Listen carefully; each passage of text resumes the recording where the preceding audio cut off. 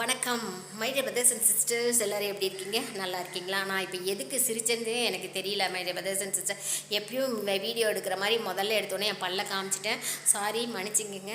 ரொம்ப ரொம்ப மனவேதனையாக தான் இருக்குங்க. நேற்று ஒரு 9:30 மணிக்கு தான் நாங்கள் நியூஸே பார்த்தோம். My dear brothers and sisters, டெல்லியில் பாம் பிளாஸ்ட்டுன்னு சொல்லிட்டு, அதாவது டெல்லியில் கார் குண்டு வெடிப்பு.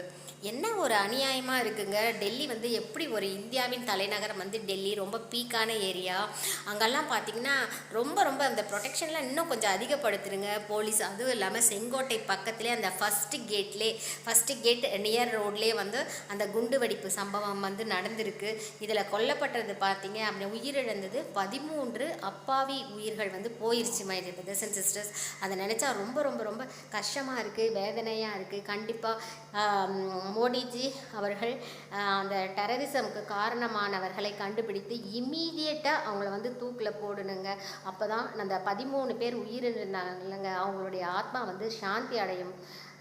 My dear brothers and sisters, next வீடியோலேயே அது கண்டினியூவேஷன் நான் பண்ணுறேங்க.